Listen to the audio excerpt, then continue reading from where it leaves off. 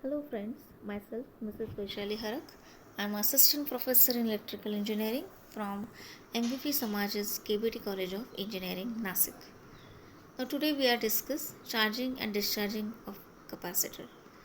Now we know that during charging process energy gets stored by the capacitor, and during discharging process whatever that store energy it can be released by that capacitor. So we can see this two process in detail. Now first we can see the charging of capacitor. Now here capacitor C, it get connected in series with resistor R. Now Vs it is a supply voltage and Vc it is a voltage across that capacitor. Now this switch can be closed at t equals to 0. Now before that the charge on that capacitor it is 0. Means initially capacitor is completely discharged. So whatever that charge on that capacitor is 0. So there is no voltage across that capacitor, or Vc is also 0, and current flowing through it is also 0. Now when the switch is closed at t equals to 0, the current start flowing through R and C. So the capacitor start charging. So it start charging means whatever the voltage across capacitor, that is Vc, will increases. So as the voltage across capacitor get increases, now what happen in that current? Now initially current is maximum because we calculate the expression for current I equals to Vs minus Vc upon R, right? It's simply potential difference divided by resistance. Now initially Vc is 0 at t equals to 0, so so that current is Vs upon R. So initially the current is maximum. Now as soon as your capacitor start charging, this voltage across capacitor is increases and finally it reaches to Vs. So at that time when you calculate the current, this current is 0. So when we see the voltage and current waveform, initially voltage, first waveform it is a capacitor voltage. Initially voltage is 0, and as the time passes the capacitor voltage goes on increasing and reaches to maximum value, which is equal to supply voltage. Now this capacitor voltage is goes on exponentially. Similarly the current get decreases. Initially the current is maximum, and as soon as your capacitor get charges the current decreases exponentially and finally it reaches to 0. So time constant tau, it is the product of resistor and capacitor and it is measured in second. So we can calculate tau equals to R into C. Now what is the capacitor voltage? Expression for capacitor voltage. So it is given by Vc equals to V into 1 minus e raised to minus t upon Rc. So Rc, we can put time constant Rc equals to 2. So Vc equals to V into bracket 1 minus e raised to minus 1. So we can calculate that it is when you put the value of e raised to 1.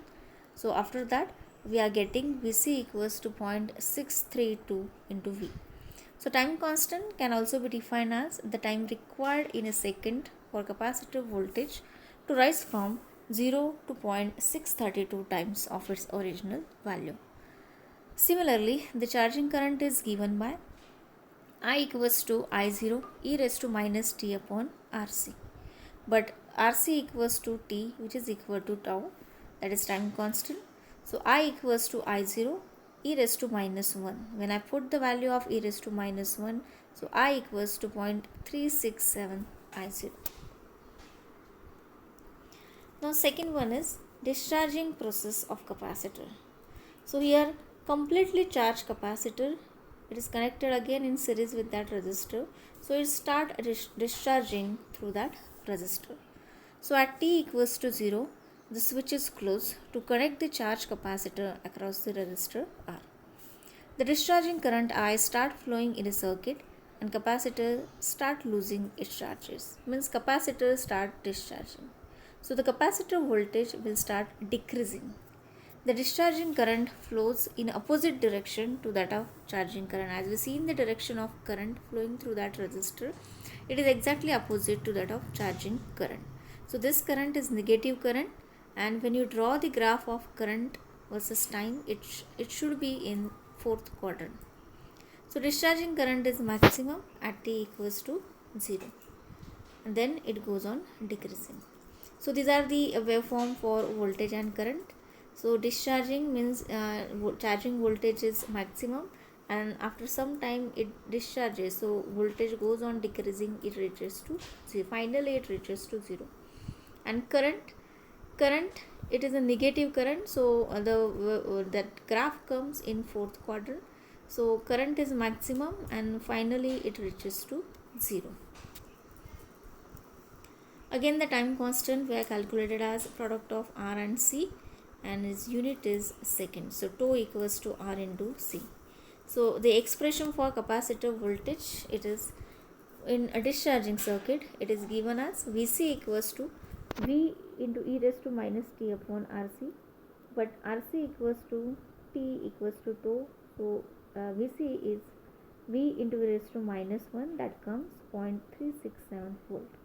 So time constant we can also define as the time required in a second for capacitor voltage to drop to 0.367 of its initial voltage. And discharging current I, it is given by I equals to, as the direction is opposite, so it is a negative current, so I equals to minus V upon R e raised to minus t upon Rc, but Rc equals to t equals to τ.